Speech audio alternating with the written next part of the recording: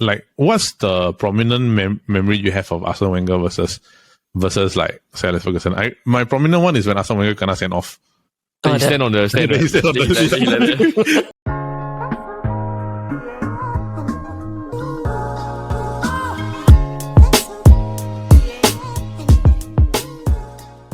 That wasn't a red, that wasn't a yellow. It is golden time. Welcome to the Football Kaki. And today, on a very special episode, we're going to talk about the Premier League Hall of Fame. But before we get into that, I just want to say hi to my fellow Kaki bros, Jordan, and the long-lost fella who has finally returned after a while, Paul E. Bro, yes, how are you? I was not around due to work commitments. Work commitments. And I will not be around soon again. Yeah, we here at the Football Kaki, we cover one another. As you can see, Mia is not here today, but in future episodes, he will be around when Paul's away for his work commitments. But speaking of which, George, how are you feeling after the weekend? I'm sure you're pretty happy, right? When Man City score 4-1, we also can score 4-1. But it's against Leeds. Yeah, but then like for George, right, it's like double-edged sword. It's like Leeds was his club last time, then now it's just Arsenal. So I don't know how you feel. No, quiet. Yeah, I give away too much. Won't say too much. But speaking of which, right, like, bro, Man City trashed Liverpool for one. I mean, are you really surprised?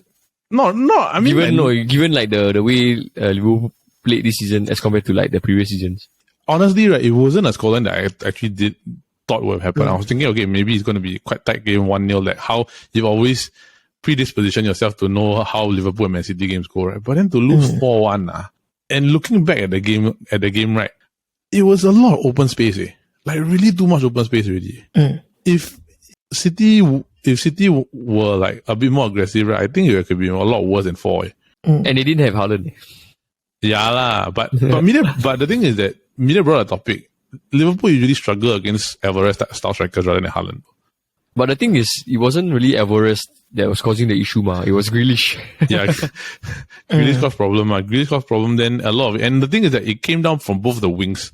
So they never really attacked the center. They really attacked more the wide area. They just know how to expose the weak point, which is Trent. Yeah, dude. Yeah. The Liverpool just playing with a time bomb in their hand. That's all. It's only a matter of time the bomb explode. Yeah. I think it already exploded already. It was prevalent already when it was more like during the Napoli game where he just stood there. Then he let the ball run past him. So I'm more or less like, if you're Klopp, right, is it... You find a new right back or... I don't really think where it's finding right back. Is it a thing where it's like he's gotten too comfortable that he's not going to start no matter what? Definitely. I feel in every position you need competition. Yeah. So players like Trent, okay, maybe not Robertson, because Robertson is very hardworking, right? But Robertson has Simicast, technically. Yeah, so Trent doesn't really have a competition. Yeah, that's why he's complacent in a way. You can tell the way his body language, he don't run back to defend. Like even in like a set piece, he also don't track the man properly. Yeah. Correct. The thing. Josh, what do you think? No, I just think Liverpool always like when they are 1-0, 2-0 up against clubs like Man City or Real Madrid, they will sure feel the second half or the second leg. I agree. I always think that it's like for him, he's a chance becoming a bit of a weak link already. But I came to this conclusion the other day, right? I think he should just cut his hair. When he had shorter hair, he played better. Then when he grew out his hair, right, then it became a bigger burden. You know, like some mob squad. No, I think maybe like the Root Gullit. I think maybe because he really not fast to begin with, then maybe the hair took a bit too much time for the thing. Yeah. Okay. But speaking of which, before we go into that, I think we already know like it was embarrassing for Liverpool not as bad as Liverpool beating United 7-0. That one is already embarrassing enough. But 4-1 against Man City is quite big disparity compared to what you're usually used to when they play in the past few seasons. Moving on, in managerial news, 2 sackings happened over the weekend. Both the clubs in blue. The big one, of course, is Graham Potter finally got sacked. Hey guys, we were correct. We were correct. We said April, right? Or we didn't say March. If you say something about like if he I remember saying something along the lines of if he continues like that, there's no way he will be at the helm again, you know. Yeah, dude. You know his win percentage was like, I think like less than 40%. It's horrendous. Really. Yeah, he won less than 40%, right? Then they showed a stat comparison. Like, he lost 4 home games out of 11, right? Then they said that there's only one person who has lost more home games for Chelsea. Then they compared to Jose Mourinho, but Jose Mourinho won 106.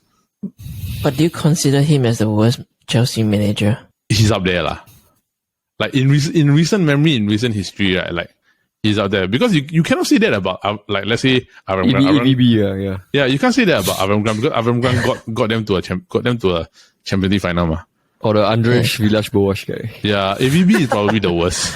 I think he and AVB were on the same. He and AVB are the worst. But then Roberto Di Matteo won the Champions League, so you can't really say a lot of things. What about Lampard? Won the Champions League. Lampard, hard to say. But I think Potter was. I still find Potter better than Lampard. Yeah, lah. But the squad was the same, lah. So essentially, the thing is that I always thought Graham Potter was a better manager than Lampard. But I think he probably is wrong. I might be wrong. I just think, right, it's a David Moyes situation where he's not suited to manage a top club. To me, like Graham Potter, lah. Yeah. Because I tell you, right, no big club would take a chance on him ever again. Like, it's like that one. You want to manage a big club, right? It's always sink or swim, lah. Okay, then the other one is Brendan Rodgers got sacked. This one, I mean, it took them long enough. Not really sure. Say, ever since when you see like Leicester, they sold a lot of players, right? They sold like Schmeichel. Yeah. And then they didn't replace them. Only quite a few only. Yeah, and then they didn't replace them. Like, you also don't know what they are actually doing. Yeah. So I mean, it's sad lah because he won them the FA Cup lah. He got them to the FA Cup final. He won them the FA Cup, and they did do quite well lah. But it's sad lah because they were shooing for a Champions League, I think like last year or 2 years back. Then they totally failed. Then they fell into the Europa League lah. Yeah. So I mean, what to do? I mean, actually, by then they should have gotten a new striker than relying on Vardy all the way. No, it was always gonna be a problem. I agree because if the reason why they won the Premier League, I feel it's because Ranieri had Ulloa. Yeah. And he had Okazaki. So he had at least another 2 players to carry the burden, plus he got Mahrez. So when you over-reliant on Vardy, right, like the Ulloa and Okazaki are gone already, ma. So then there's only one striker. You got no striker. They got the Ian Nacho. But Ian Nacho's too inconsistent, bro. As in, your basis is like, because now they only have one striker, but they have 2 strikers. I know, but the thing is that if you base on 2 strikers, okay. But they at the time when they won the league, they playing 4-4-2. Yeah, so now it's either or, man. Then you play Inacho, then over Vardy, then Vardy is also aging also, and Inacho's not gonna give you the same production, right? Then you're bound to get sacked. It's basically just a lack of striker. Plus I feel that Leicester never really do their business properly. Like they want, like so many times they could have sold medicine for money, right? They never. Yeah, that's true. That's true. Then Tielemans also never sell to like Arsenal or something. Right? Now he's gonna leave for free. Yeah lah. Actually, honestly, right, they should have sold both of them. They should have they should at least like go and sell profits, right? And then use the money to go and buy new players. Correct. Yeah. Rebuild your squad because they're players that they are never gonna stay on for a prolonged period of time. Man. They're never gonna do that. All right, so that is it for the roundup and the introduction. For those of you who are listening, welcome to Football Kaki. Don't forget to like and subscribe to the channel here at the Chit Podcast Network. And today's topic, of course, speaking of managers, is of course the Hall of Fame. We have got 2 very, very prominent EPL managers that all of us know, probably the 2 greatest EPL managers ever, in Sir Alex Ferguson and Arsene Wenger, who have been inducted into the Hall of Fame. The first 2 managers are. So today's topic, we're going to actually talk about the impact the 2 of them had on the game here in England. And then, of course, to round off the episode, we're going to talk about the 15 player nominees for this year's Hall of Fame and who we think should go in. With that, let's get into the episode today. Okay, boys. So today we're going to talk about the Hall of Fame and, of course, the 2 people that have been inducted so far, the managers that are probably known as the greatest EPL managers of all time, Sir Alex Ferguson and Arsene Wenger. So many wins, so many titles, so many trophies. But I think for most of us, we all agree that of the 2, Sir Alex Ferguson is the number 1. Clear cut. Like in terms of titles, in terms of the way that football is run and the way Manchester United built up from where they were in 1986 all the way until where they are now, the influence of him building United up as a brand, the stadium, of the growth and everything. And I think the impact weighs way beyond football and the branding. So we're going to split this section into two parts. We're going to first talk about Sir Alex Ferguson, and then we're going to talk about Arsene Wenger. So for first start, let's just talk about Sir Alex. I view him as, to me, I start first is that he's the greatest manager ever to me.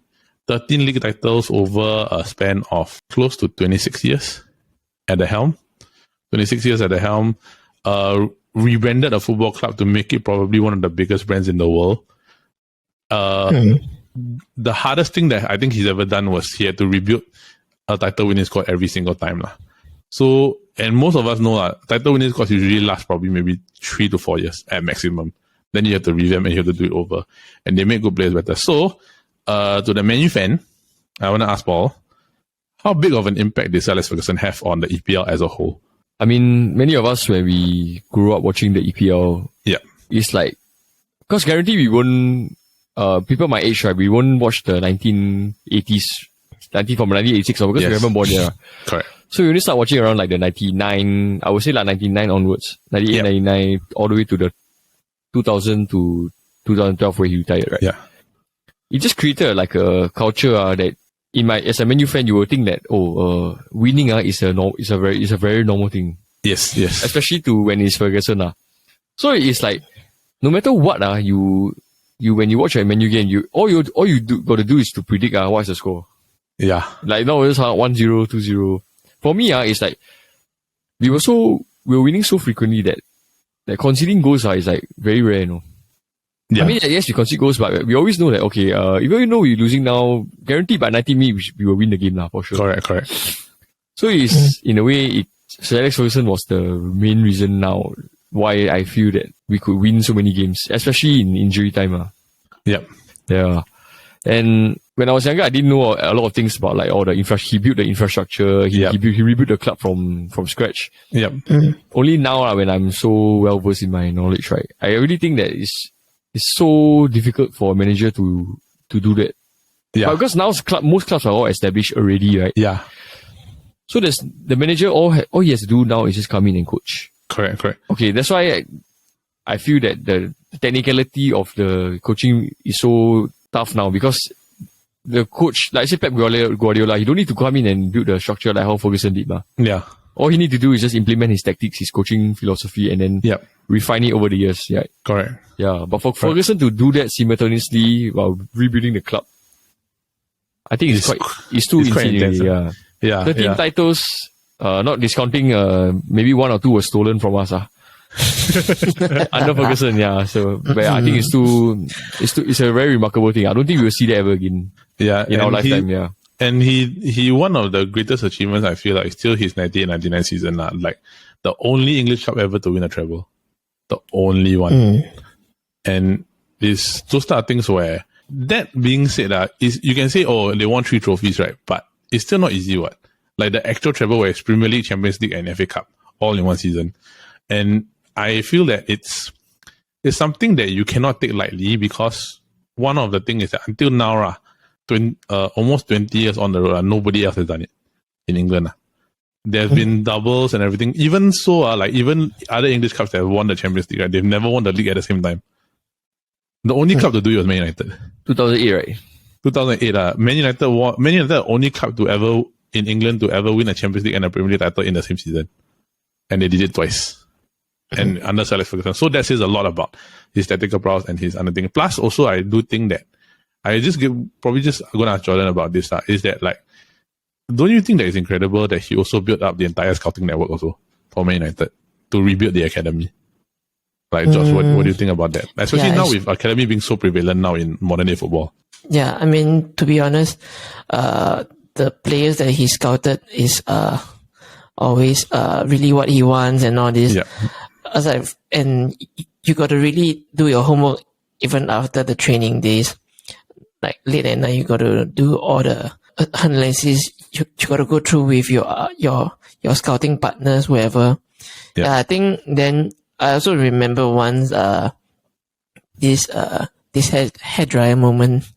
The famous hair dryer was towards David Beckham, right? Yeah, Beckham. Which one? Yeah. The boot one, is it? Yeah. Yeah, the boot David Beckham. Yeah. I mean, like back then, you need this kind of tough knocks, type of managers to really push them hard. But then, Man U are really well drilled in winning matches lah. Yeah. So despite 1 goal, 2 goals down, Ferguson able to always change or make the correct substitution to actually come back from losing. Yeah. Yeah, I agree. And one thing that he said in his documentary, I think it's the Ferguson documentary, he said that, why would I go out there and not try to win every single time? If I'm playing for a draw, I'm playing to lose. I play to win. He said something along that lines, and it's like you can see that every time United go in 90th minute, 85th minute, 86th minute, he'll throw whatever he had onto the field just to try to get the 3 points or that 1 goal. And there'll be games that I think even like Paul and Jordan, if you watch football, you guys will know, it's like, man, you can play so badly the whole game, right? Then suddenly out of nowhere, we win 1-0. Like at the end of the game. And it's stuff like that, but he was so dominant, I think, from the 90s when the Premier League started. Like, he had struggles at the start, but I think in about 1997, he finally met his first foil, which is the other manager that we're going to talk about, Mr. Arsene Wenger, the first, I think, real true rival of Sir Alex that really like pushed them to the limit, that made Man United become like so much better. Because to be really honest, some of the other clubs when they faced was like, okay, Blackburn, then it was Newcastle we're in Kenny Dalglish, and Newcastle and Kevin Keegan. But Newcastle twice they threw away the title 95, 96, 96, 97.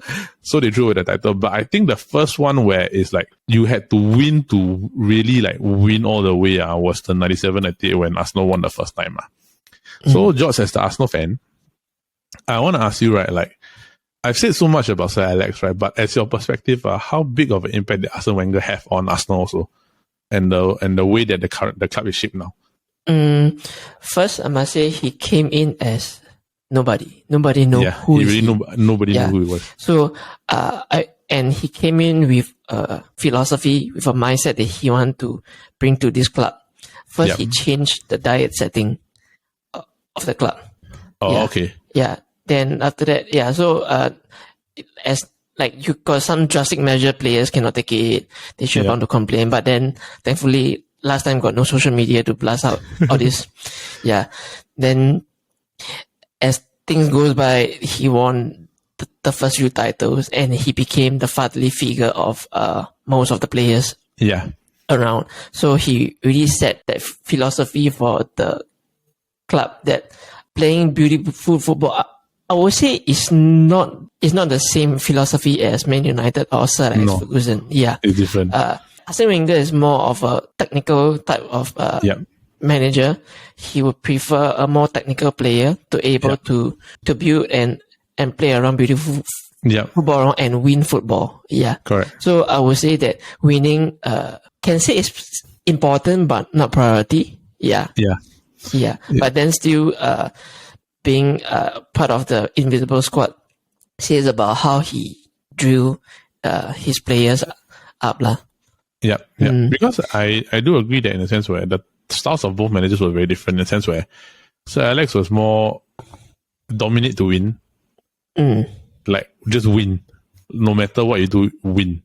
Whereas like Arsene Wenger was win by winning, win with style. Yeah. Like, but the only game that Arsenal will always prioritize to win is against Man United. Do so many like classic matches, dude. Like, I remember the what? It's like I think Paul will agree. I think Josh also will agree. It's like at that time, Arsenal fans hated Man United. Man United fans hated Arsenal. Like, it's like you hated. It's like it wasn't a rivalry. It was purebred hatred. You just absolutely could not stand the Arsenal team. Like, I remember that one period, I hated Mark Overmars, I hated Dennis Bergkamp, I hated Patrick Vieira, I hated David Seaman. Real talk. I hated Sylvain Wiltord. The celebration, then jump over. I hated Sylvain. Wow, dude, I hated Sylvain Wiltord and Freddie Ljungberg. Yeah, every single time they always score against Man United. Then like for Arsenal fans, everybody hated Ruud van Nistelrooy. Van Nistelrooy, everybody hated Roy. everybody hated Roy Keane, everybody hated Cristiano, everybody hated Wayne Rooney. Oh, you know this Cristiano Ronaldo, right? This Arsene Wenger say he was so close of getting Ronaldo in 6 days. 6 days, like he contacted Ronaldo 6 days earlier. Then 6 days later, Manu got it. No, because Manu played Sporting. Yeah, then they got. And then Ferguson said he's not leaving the stadium without him. Yeah. So it's like another magic by, and not really, it's another determination by Ferguson. When he wants somebody. Yeah. But I mean, like, what's the prominent memory you have of Arsene Wenger versus like Sir Alex Ferguson? My prominent one is when Arsene Wenger gonna stand off. He stand on the stand. That one I remember. That one very funny. Yeah. Then which one? The other one I also remember is we play at Highbury. Then Ronaldo switched the club, right? He switched the 4-2. The 4-2. Yeah, John O'Shea scored the winner, right? Yeah, John scored the chip. Then the one for Jordan is they win the league here, right? At Old Trafford. Yeah, dude. Is it the one they wear the Sega jersey? If you lose, was it the Sega? They were wearing Sega, is it? Or was it the blue color one? The gold color Sega, right? Yeah, the Sega Sega, bro. They did it twice, right? They won one with the blue color, the Sega one, and the gold color Sega. Then they had another one with the blue color O2. Oh, the last year at Highbury. I think the Invincibles, was it? I can't remember. The Invincibles one, I think you all won it at Old Trafford also. I can't remember. Yeah. That might be like we have to figure it out. But the other memory I have, right, I think everybody remember, is the Ruud van Nistelrooy missed the penalty. Or the tunnel, bro, the tunnel fight. The tunnel fight. Then the pizza. Fabregas. The pizza. The one, the tunnel fight. But the tunnel fight and the Ruud van Nistelrooy penalty was the same game, right? No. Was it not? Was it the same? I thought it was Gary Neville was wearing black. Roy Keane was wearing black. Then the Van Nistelrooy is at Old Trafford, what? Van Nistelrooy Old Trafford. The pizza was at Old Trafford, right? I thought it was at Highbury, man. The pizza one, not sure, but I know the tunnel one was at Highbury. The tunnel fight was the Roy Keane and Vieira one, right? Yeah, because Patrick Vieira was bullying the Gary Neville, right? Yeah. Then Roy Keane saw. Yeah, then I remember Arsene Wenger and Sir Alex hated one another also. Like it stemmed from everything. Yeah. I got one question. Yeah, both managers have a different philosophy. Yeah. Is there any one common philosophy that they share? We know. Yeah, it's like they know how to win, no? They know how to win, bro. They know how to win, and the thing is that I feel like their philosophies are similar but different in the sense where they both win. But Arsene Wenger plays more on the beautiful football, like the passing fluidity movement, right? So at least focus on entertainment while playing while winning. So it's similar but different. But the thing that I find that sets them apart is that they have their philosophies, but when it comes to a rivalry game, is win no matter what. Yeah. I think that's the common philosophies that they both have. Yeah.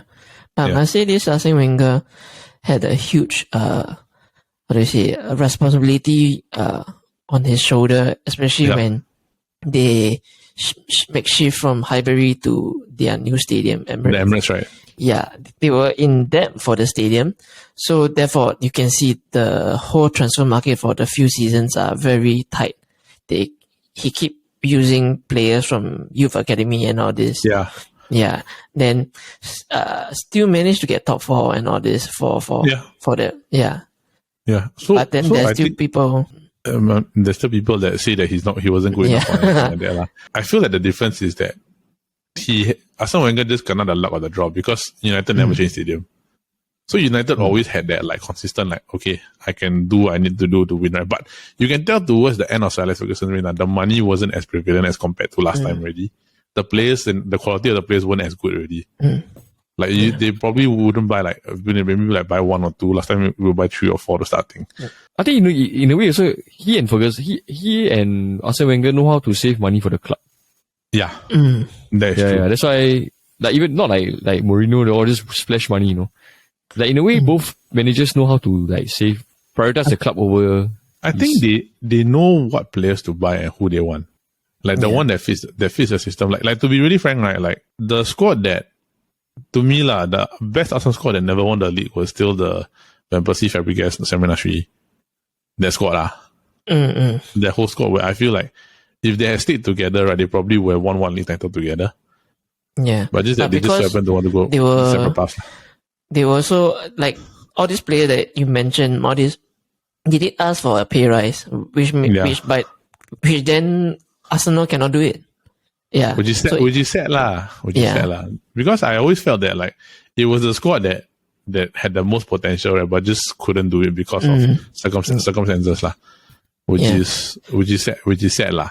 To be really frank. Yeah. So when like this shifting of the stadium, you can see the focus are different from Sir Alex Ferguson. Yeah. Really, it's no longer the 2-horse race already. It's more like, I have to tighten my belt and not spend much and be in top 4 already. And it would just so happen that it coincided with the time when Chelsea was coming up. Then Man City came in slightly later. So by the time it got everything right, it became a 4-horse race rather than a 2-horse race really. At that particular point in time lah. So which is I feel bad for Arsene Wenger, and he didn't deserve the slack that he kena lah. But Sir Alex Ferguson adapted enough to change. He did not get sacked, right? No, he didn't. But just that the thing is that people are calling for his head. The way he left wasn't very pleasant. The way he left wasn't pleasant lah. No, but also because Ferguson he won the league, then he got that's like the exit point, you know. Yeah, I know. That's a good exit point because he left at the top. Yeah, like Wenger, maybe he win FA Cup, then leave them, you know. He didn't have a high point to leave. Correct. That's why. Right. But I will say this lah, like ever since both managers left, I think both of us have found it hard to recover where we were expected to be, right? Until Arteta came for Arsenal. Then I think until Ten Hag came into Man United. Prior to that, it was like we were struggling to just go them because we're so used to like winning at a certain point. Both managers set the standard too high. Yeah, it was like we were used to winning already, and it's a different ball game now. Yeah, and it's quite sad because to be frank, it's been 18 years since Arsenal's last title. It's been 10 years since United's last one. So it's more than a decade for both of us already lah. But no, potentially Arsenal now is the title. I think Jordan's team right might end the streak this year lah, and I think you have a very big chance. You have a very big chance. Okay, so before we close out this about the two Hall of Fame managers, any final things that you want to say? All the best to all the best to Sir Alex and Arsene Wenger. Yeah. Yeah, because also like Ferguson's health the past few years hasn't been very good. So hopefully but at least we still see him every time on TV. So that's a good sign. Yeah, he's the godfather of Man United lah. No matter what. As much as we say, sometimes we always say, he don't have too much influence, but Sir Alex Ferguson, as much as we want to say Sir Alex Ferguson is Man United, like he's the embodiment of what Man United is, the modern day Man United. So we can't say that for much. So, alright, so that is it for the portion on the Hall of Fame managers that have been after Sir Alex Ferguson and Arsene Wenger. So the next portion of this episode, we're going to talk about the 15 player nominees that could be going into the Hall of Fame this year. Now, earlier at the introduction, I did mention there's a total of 8 that could be going in. Apologies, it's actually currently only 3. So there'll be a total of 5 total inductees into the Hall of Fame. But to make it more fun, what we're going to do is we're going to talk about and discuss who are the 5 best candidates to be part of the 3 lah. Then from there we will just see what's going to happen. All right. So before we get into it, let's just list out the list of nominees. So it is Mr. Tony Adams, Ashley Cole, Gary Neville, Sol Campbell, Jermaine Defoe, Michael Owen, Michael Carrick, Les Ferdinand, Rio Ferdinand, John Terry, Petr Cech, Yaya Toure, Andrew Cole, Andy Cole, Robbie Fowler, and Nemanja Vidic. Alright, boys. So both of us got a lot of bias inside this list. I got a lot of Arsenal and Man United players, right? But I want to be objective here, and I just want to feel like I want to throw out one name that I think maybe should get in Tony Adams. John Terry first, bro. You will take John Terry over Tony Adams. I will pick Tony Adams. I think John Terry first. I mean, like, okay, but Bro, the thing John, is that when you think captain, right? Captain of EPL, I think he. bro, Tony deserves Adams was the Arsenal captain that dethroned Man United. Invisible, guys. No, Invisible was Vieira, bro. Oh, I think it's Invisible was Vieira. like he's the one that brought Arsenal the title in 97-98. yeah. Tony Adams is the 97-98 captain. Okay. My bad. Yeah, so it's like, to me, it's like when you think like, okay, Arsenal captain, England captain, English captain, it was always Tony Adams, ma. Like leadership quality, defensive capability, technically sound, do everything. So it's like he was the one that helped topple kind of like the standard, which was Man United. By the time they won, but must remember, by the time Arsenal won the league, United already won four titles. United won 4 titles. I don't fancy John Terry. I don't fancy.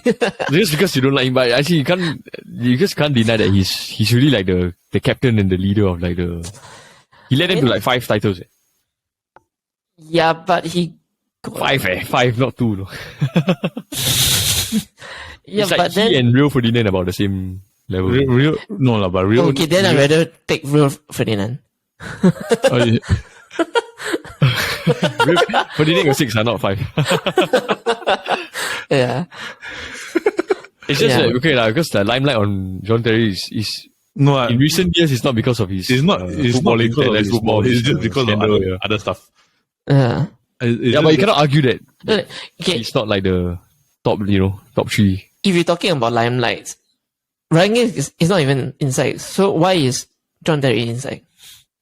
No, because I think Geeks, the situation is ongoing. It's still ongoing now. Yeah. Like there's civil cases and like court of law at the moment. The John Terry one is already like it's been an issue for very long already. So that one, and it's more or less like did really had like court cases, right? No, but the thing is that it's two very major scandal, yeah. It's two very big scandals. We don't get into it. Those of you that know, you all know what happened. The next, I think, okay, I'm going to throw one more, then after the three of you just see out. Ashley Cole. Yes, Ashley Cole, yes. Ashley Cole has to be one of the most decorated left back in the, in the league. But probably like, to me, like the best left back ever to grace the EPL. Like EPL, yes, not ever, right? Dominant. Yeah. Left back in the EPL, in EPL history. To me, Yeah, because if you think about it, I cannot think of like another 2 or 3 names that can. If Maldini is inside EPL, I think Ashley Cole got a good fight. Correct. Maldini was more famous for centre back, not left back. Yeah. Even though he started as left back. I think in those situations where, like, if you think really left back, maybe the ones that you can probably think of, right, is like, okay, as United fan, I think Patrice Evra, Dennis Irwin, but they are not as good as Ashley Cole, so 100% no. Then modern day left back, I think, is the closest. Boffy Jackson, bro. Hall of who? Boffy Jackson. Bro, the assist to Lingard, man. Hall of Fame worthy.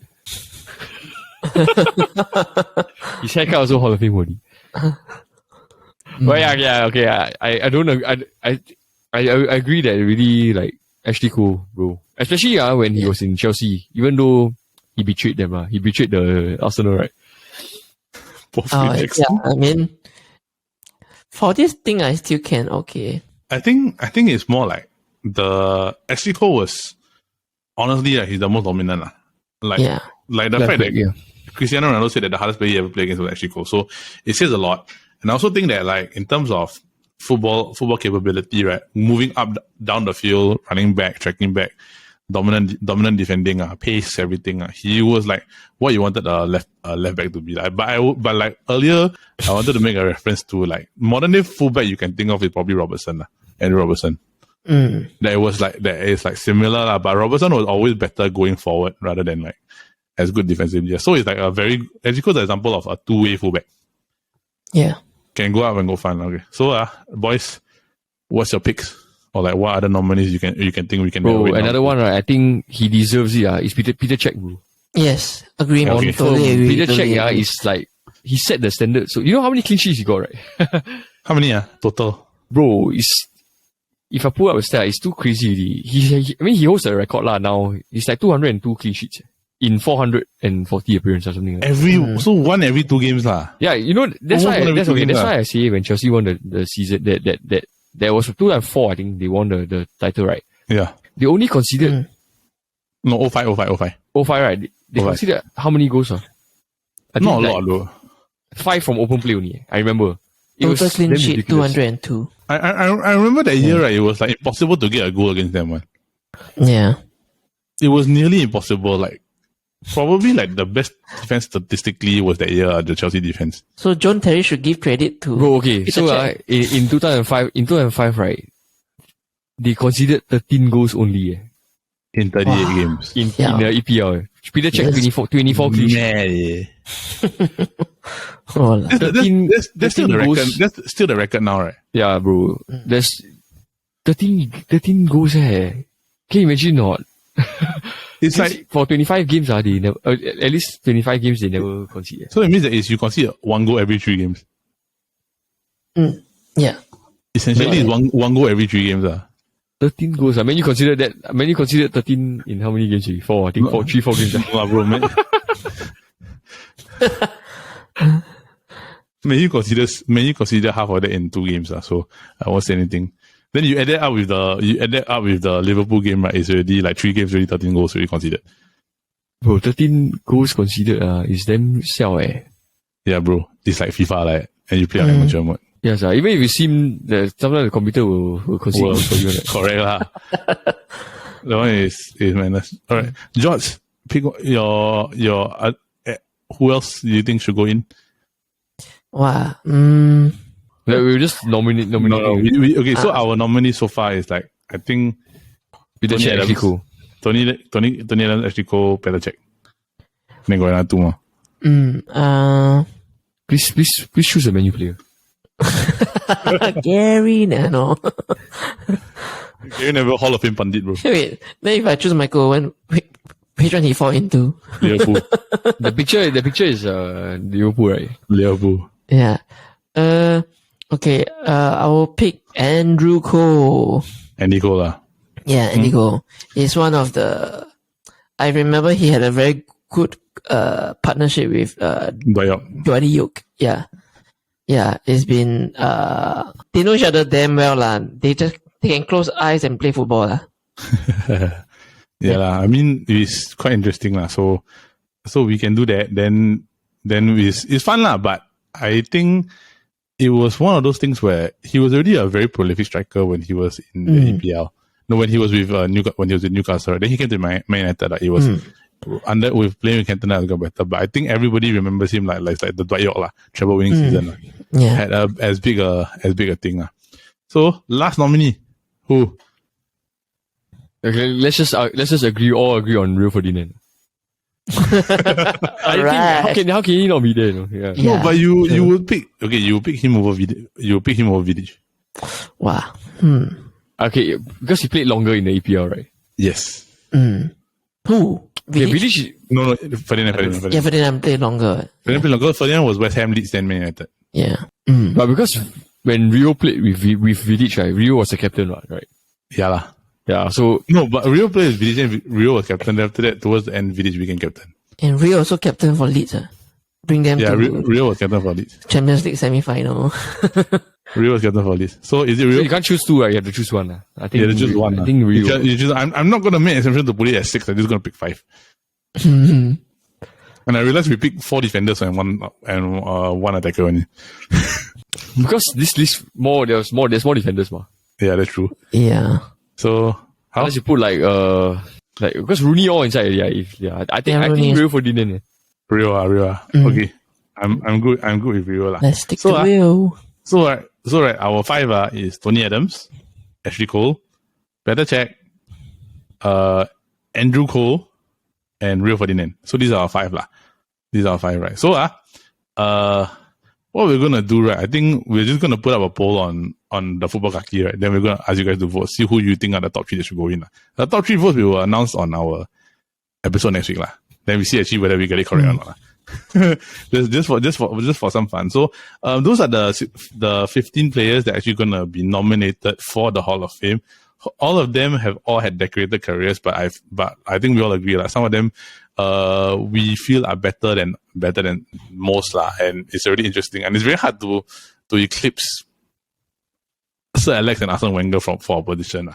So you have to be very, very good to be able to eclipse that. So with that is the conclusion of this week's episode regarding the Hall of Fame. Okay, so that is it for this week's episode of the Football Kaki, brought to you by the Chit Podcast Network. Thank you everybody for listening in and for giving us a try. Just to let you know, we have other shows that actually are part of this network, which we have the Kopi Bros, which comes out every Monday morning, 8 a.m.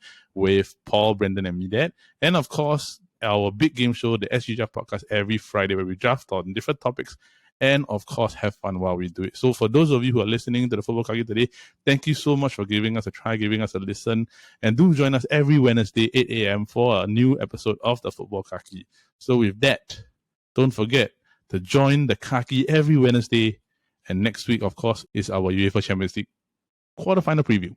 So from everybody here at Kaki, from the boys here, thank you, goodbye, and have a great week ahead. The champions.